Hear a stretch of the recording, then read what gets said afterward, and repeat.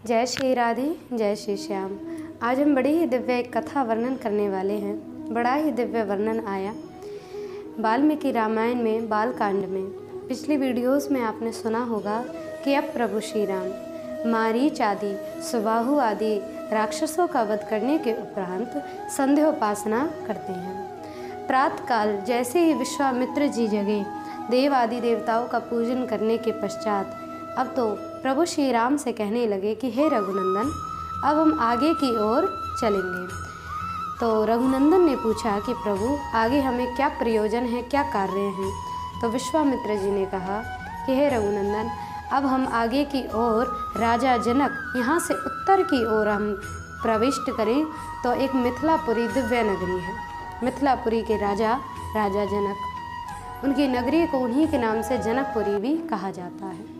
तो जनकपुरी में राजा जनक दिव्य यज्ञ करने वाले हैं और उस यज्ञ में हमें अवश्य ही सम्मिलित होना है। वो दिव्य यज्ञ है, उस यज्ञ का दर्शन तुम्हें अवश्य ही करना चाहिए। अब तो प्रभु श्री राम ने पूछा कि प्रभु ऐसा क्या स्वरूप है उस यज्ञ का।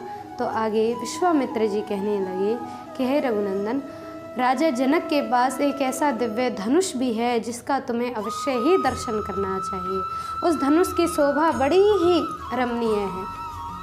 उस धनुष का आकार, उस धनुष का तोल कोई भी अपने गणना में नहीं कर सकता। उसका तोल कभी गणित नहीं हो सकता। और तो और वो दिव्य धनुष राजा जनक को पूर्वित यज्ञ करते समय भगवान शिव के द्वारा प्राप्त हुआ था। और आज उसी राजा जनक की नगरी में जाकर यज्ञ दर्शन करते हुए हम उस धनुष के दर्शन का भी लाभ उठाएंगे। अब तो रघुनंदन इन बातों को सुनकर प्रसन्न हुए और कहा कि प्रभु हमें अवश्य ही ऐसे धनुष का दर्शन करना चाहिए। विश्वामित्र जी ने दिव्य धनुष का वर्णन किया, राजा जनक की नगरी का वर्णन किया और आगे देवताओं का पूजन इत्यादि करने के पश्चात में उत्तर दिशा की ओर आगे बढ़ गई।